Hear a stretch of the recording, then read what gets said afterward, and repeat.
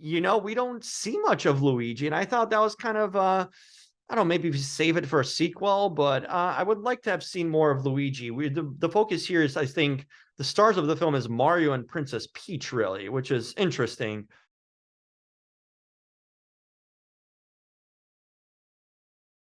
Hey, it's me, it's Mario.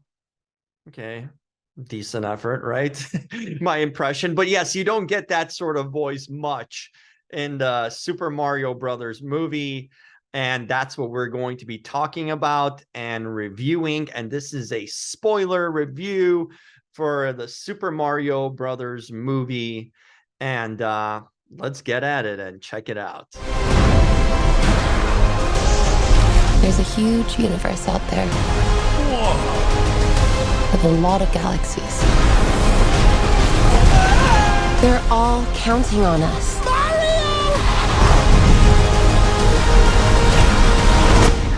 No pressure.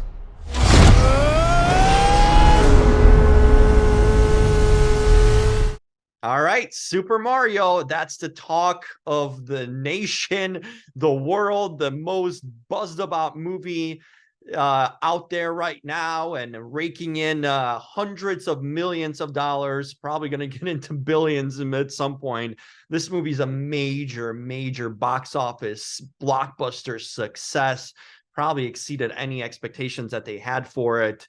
It's a monster movie, and I think everyone has seen it. When I saw it, it was a theater full of kids and families, like literally families coming in 5, 6, we're talking about big families coming into watching this, occupying a theater. So there's no surprise why it's raking in so much money, and it's you know doing really well, and the reviews have been pretty good too. But let's get to my review. That's the one we're here for, right? So Super Mario Bros, it's an origin story sort of the Mario brothers, for those that don't know. So Brooklyn plumbers, Mario and Luigi. We don't know if, well, I'll get to that in a second. So they're plumbers, sort of living at home with their parents. So I'm guessing they're kind of youngish, although it made me think, like, you have a mustache, like a full-grown man mustache, but they kind of seem almost like young adults, teenagers, like, well, teenagers, maybe not, but maybe, I don't know. It's probably like, if I were to peg their age, from what their portrayal living at home, probably like early 20s, but strong mustache game for both of them. Very grown up looking, boys there. So they're plumbers, and they're just trying to find their way. They're doing commercials on television, trying to get gigs. Not much is happening for them. Struggle until they go into Brooklyn has a huge sewer problem. Well, that's a given, but like fire hydrants are just blasting off. Things are not good when it comes to water occupying the streets and flooding things. And so the Mario Brothers think they can fix it because they're pretty competent and confident in their skill set. So they go to the sewer. Mario goes, and then he gets sucked into a parallel multiverse, a different universe. Yeah, so he ends up in the Mushroom Kingdom. So we know of that. That's where Princess Peach rules, and he immediately is greeted by Toad. But the problem is, when they're transported, the Mario Brothers take two different paths. One of them is swept up into a path, and he gets stuck in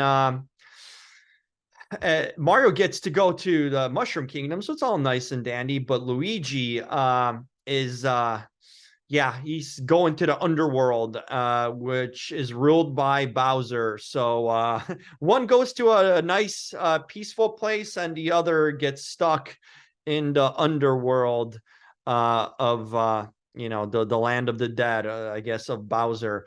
And that would be Luigi. So the point is, once Toad meets Luigi, is to take him to the Princess Peach, and so they can go and fight off Bowser, who's planning on taking over the Mushroom Kingdom. And in the same time, not only that, to rescue Luigi. That's Mario's goal here. So let's get the brother back here in the fold. And yeah, that's where the adventure starts.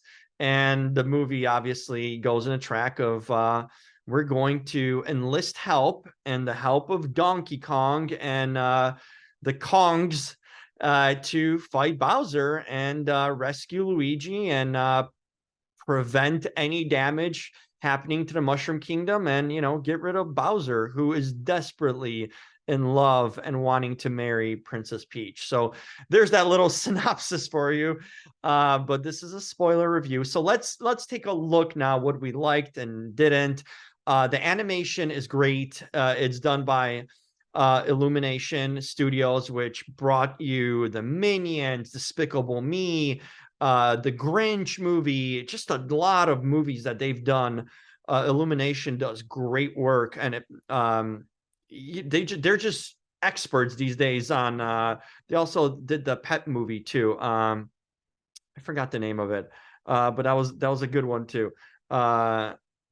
I'll probably get it at some point. It would just come to me. But yeah, great studio anyway, and does great work with animation. The Secret Life of Pets, that's what it was. Oh boy, forgot about it. I liked it actually. But this is no different. Really good animation. Everything looks seamless. Kind of looks like a high-end video game animation. And with today's video games, we know there's a lot of high-end animation in video games. So in that aspect, it was well done. So they did a good job. Animation is outstanding here. The visuals are cool. It's very true to the game. In essence of the game, there's a lot of Easter eggs in the film. There's a lot of, you know, tip your cap moments to the game. So it very much follows maybe not the game's storyline, but it follows sort of all the intricacies that make the game fun. Like we're talking about, you know, just the power-ups and the different Marios, the squirrel Mario, the cat Mario. You get all these fun little things. The mushrooms that, you know, shrink Mario, or the ones that make him super strong and big, you know, and growing Mario. And don't get your mind out of the gutter. We're talking about a plumber here. But it's that sort of thing. So it really follows the tropes of the game. It's loyal to that aspect. What they did change, though, David, is that Princess Peach is not a damsel in distress. So we kind of knew her for the most part in the games, and even in the cartoons in a sense, Mario ones. And then she's kind of a damsel in distress, but here she's an ass-kicking, athletic, you know, fighting princess in a sense. So she's the one that kind of goes, she puts Mario through a boot camp of learning how to find his way in the Mushroom Kingdom, and because he's goofy and I like how they portray Mario. He's just sort of a goofy character that's self-deprecating a little bit, clumsy for sure, and yeah, a little bit of slapstick comedy with Mario in that way. But he's a try-hard guy. That's the main message here with Mario. He keeps on trying, even no matter how many times he fails, he's always trying and going for it. So he's got a lot of heart in that way. So that's what we know about Mario, is that he tries hard and he learns eventually. So there's that. But yeah, there's a battle against Donkey Kong that he succeeds in, which was a fun little thing. And in the Donkey Kong Kingdom, we had Donkey Kong and the kart races. So you had Mario Kart. Literally, they threw everything in this movie in that sense, which the loyalty is great to the original, you know, kind of source material here of the game. They do the justice to the game. It looks like it's fitting with the game, unlike the original Mario movie in the 90s, early 90s, where it was just a live action film that really nothing to do with the story of Mario, just kind of using the characters maybe. to play it on. But here, everything looks right, feels right, sounds right. Even the sound is great too. Now, some of the things I don't know if they're negatives or things I didn't like, but things that kind of made me think twice. So obviously, you change Princess Peach. She's an ass kicker, fits with the times. She doesn't need to be a damsel in distress, really, in this day and age. And I thought it was kind of cool. She's sort of an ass kicker, and out there and capable very much of defending herself, and doesn't need help to be saved, right? So it adds her as like a companion, a sidekick to Mario, and more of someone that can help him win these battles instead of someone that he needs to save. So there's that little change there, which I thought was interesting and kind of cool, actually. There's Toad there. We didn't see much of Luigi. He's sort of the damsel in distress in here. He's trapped in Bowser's kingdom, and we don't see much of Luigi. And I thought that was kind of I don't know, maybe save it for a sequel, but I would like to have seen more of Luigi. The focus here is, I think, the stars of the film is Mario and Princess Peach, really, which is interesting that they went that route and not Luigi. Luigi's kind of, once he goes to once he's stuck in Bowser's kingdom, we don't see much of him. There's they do give scenes, they go back, they don't forget about him, but you just don't see much of Luigi here. And we kind of learned that he is the younger brother, and the one Mario looks out for in that way, and kind of the more immature one, I guess. They're both goofy, they're both silly, but a little bit younger and more immature. Inspiring though for Mario. Luigi is. But yeah, so that's the little change. We didn't get enough Luigi. I like to see more of Luigi. Another thing here, is the voice cast was good. I like the fact that they played on that it's me, it's Mario, mamma mia. That sort of, they used that as a gag, as a joke. They played it, they showed it. They're like, oh yeah, we wouldn't talk like that. And they used that in that promo video early on in a movie. Of course, Mario does say mamma mia a lot, and but the whole, like, the Italian accent, the Mario, that thing is definitely Chris Pratt and Charlie Day are not voicing that as Mario and Luigi. They're having normal voices, sort of thing, and they're not doing the stereotypical stuff. But they make note of it, which I thought was cool, that they actually kind of tip their cap and noted, like, yeah, that's what we know Mario from, and kind of the voice of it. We're not doing that here, but we acknowledge it, that's a thing, and not completely brush it off to the side. So I thought it was nice little, once again, kind of homage to the Mario that we know of through the video games. So that was kind of cool, and using the good voice. I don't know if they could do a that stereotypical Italian accent throughout. That would have been tough, but the voice cast is top notch. Anya Taylor-Joy as Princess Peach, Jack Black as Bowser, which works. I thought they did really well.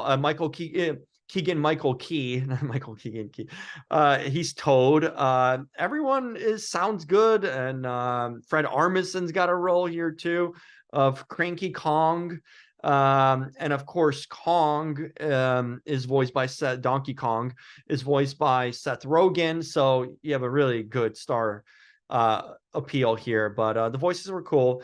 The world looks great. All the worlds, they have so many worlds to show. Donkey Kong's, Brooklyn, the Mushroom Kingdom, Browser's Kingdom. You had a lot of different worlds here, all very drastically different from each other.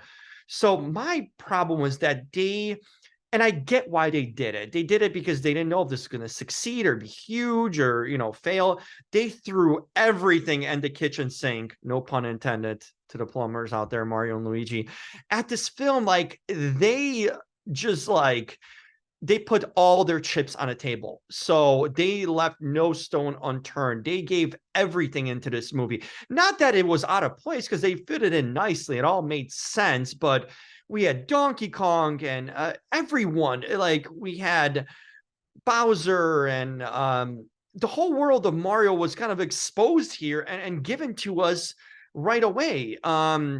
and that was sort of disappointing because like you didn't save anything for a sequel. I mean, we are going to get a sequel. You don't make that much money and not get a sequel, but that's the problem here, was that you just did too much in one film. You just didn't need to do all that and throw it all at us, and like, even like I said, not only Donkey Kong and everyone involved with Donkey Kong, but you also had the Mario Kart thing. Like, you could have saved that for a sequel. You didn't need to do the Mario Kart aspect of them getting their customized carts and going on a race and having a battle there. You didn't have to do that all in this film. It would have been plenty fine and good if you didn't throw everything at us and kind of, shoot your shot. And what do you have in the chamber left?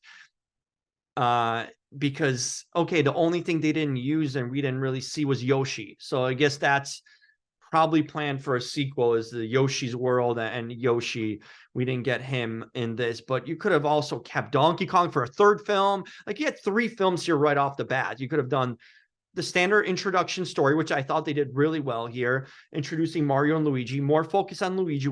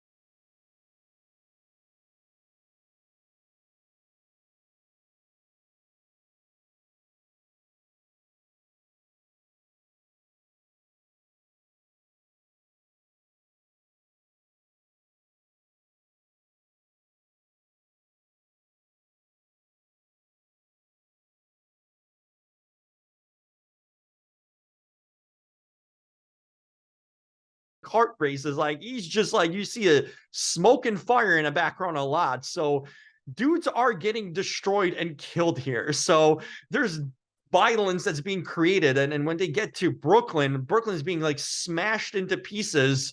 It's more like of a Marvel thing, you would think, but I'm guessing it should be aimed at younger kids, although it's enjoyable for people my age who grew up with Mario games and everything. So it's good for families. So the radius here of watchability is strong, because you have from probably little kids, my buddies' children that went with me, they're 5 years old and they really enjoyed it.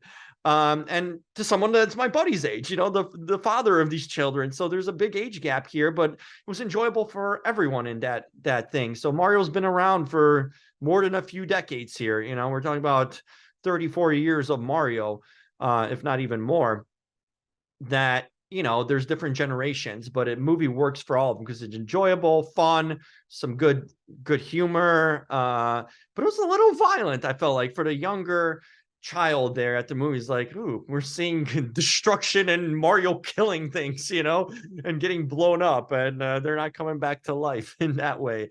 So there's a little bit of edginess and violence in it, which was, I mean, fine for me, but for the younger crowd, I don't know, it kind of made me questionable in that aspect. But yeah, even what, it kind of bothered me that everyone kind of made it to Brooklyn. The final battle takes place in Brooklyn, but it's like, why not save that world? And it was just, we didn't get much of Brooklyn, just like, boom, we appear in Brooklyn, final battle, bam, and the movie ends.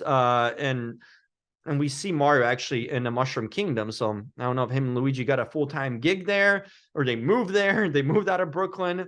But I would like to see more use of Brooklyn and like save all these characters come into Brooklyn for another film. It's like, oh, now we're doing things on Mario's turf and his world.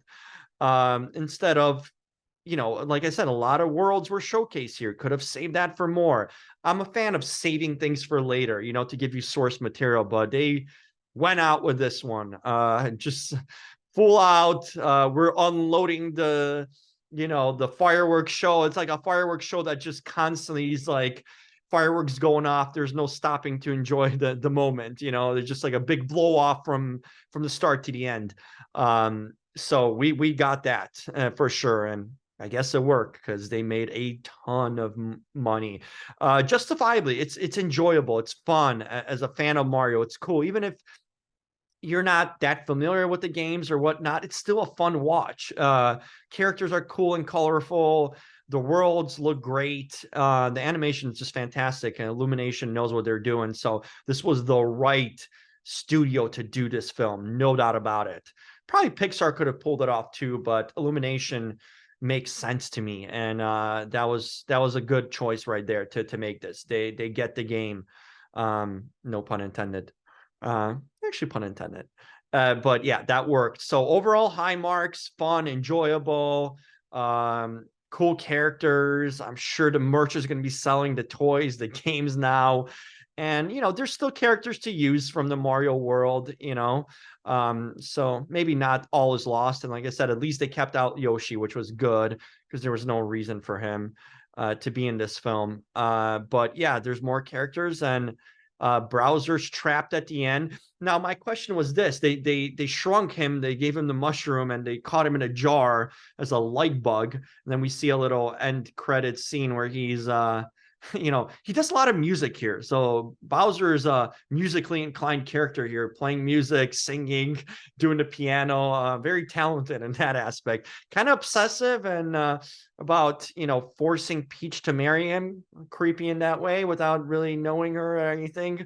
Needless to say, that didn't work out for him. But yeah, he's trapped in a glass jar basically, and housed like a bird in a cage. So that's where we see Bowser at the end. But if we're going by the ethos of things, so Mario loses the powers after he powers up with a mushroom or a star or whatnot when he gets hit. And that they made that known in a film. Once he gets hit, bam, the powers dissipate. I think in the games was more, it just kind of runs out after time, right? You get a specific time, at least with the star. When you get a star, you're just blazing through. It's the kind of the flashing Mario, the Super Mario, literally, which we saw here at the end. Him and Luigi both super up with the star, and just that's how they defeated Bowser. Well, it made me also seem like Bowser was pretty easy to defeat. Once they just supered up, they just beat the hell out of him. So it was one of those things where like, maybe some resistance here. Bowser seems pretty big and intimidating.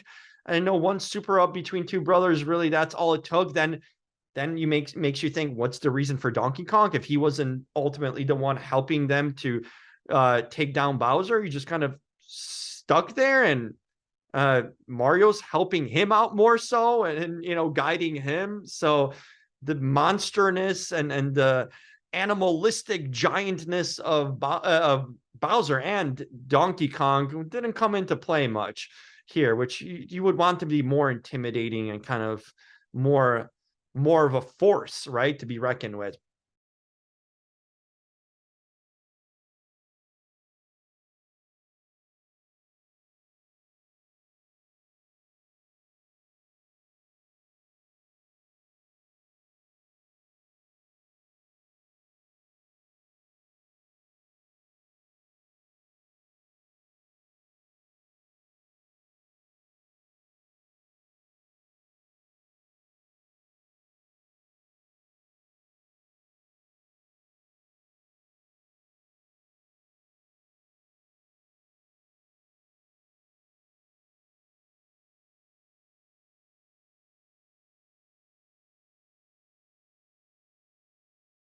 I need these questions answered there. I know I'm going off the grid and really overanalyzing a video game movie here, but it would just kind of make more sense here of what kind of mushroom did Bowser get that he's still shrunk days or weeks or months after, and that he can't hit himself or bang himself into something to get himself to this normal large form. So that's maybe for the sequel. I'm hoping that's how he gets out of that situation. But he is in control of the Mushroom Kingdom there. So that was Super Mario Bros. Fun movie, good time. You get a little bit of everything literally here, and some new characters. Most definitely, we will be seeing a sequel and more.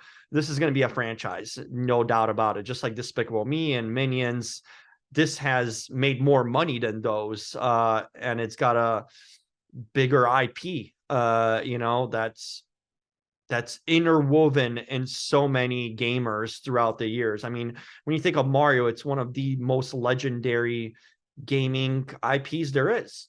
There's not many, maybe Zelda, but not many have the world recognition and staying power and just iterations. Nintendo is Mario. Like literally, it just goes hand in hand. There's no game that's as connected to a video gaming platform as Mario, and just that's been around for all these decades and keeps on reinventing itself, and and keep on being on top. So Mario is, I'm surprised it took till now to do a movie, and I'm glad they didn't do a live action sort of thing. I'm glad they did it in animation. It works best in animation. I don't think this would work in live action, or even sort of a Smurfs thing where it's like, ooh, humans and we are CGI. No, keep this in an animated world.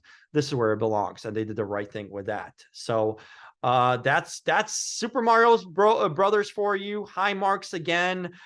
Some of my reservations will bring down the scores, but it's a solid 70 plus rating here out of 100. So probably mid 70s to to get you there. So definitely a recommendation, must see. And there's a reason why it's doing well. So there you go. Please subscribe. It's important when you subscribe. Helps me put out this content more, and you can get notifications of new reviews and interviews and all the good stuff that pops up on Real Talker. Also, if you like this, click on that thumbs up, and like this video. Make sure to follow me on social media at the Jim Alexander and at the Real Talker. So the THE in front of that. And that's on TikTok, Instagram, Twitter, all the good places. And comment if you've seen the film, you liked it, you didn't like, you disagree with something I said, you agree, let me know in the comments. We can have a little banter or chat. I definitely check those. And let's talk about Mario. That's been the talk everywhere. So there you go. Go out, check it out in the theaters. It's a good experience, and it looks cool on a big screen. And I didn't see it in 3D, but I imagine it'd be pretty cool in 3D too. So especially when he's hitting the boxes, that's probably a cool visual there. So until next time, stay tuned to Real Talker, and I am Jim Alexander, and I'm out.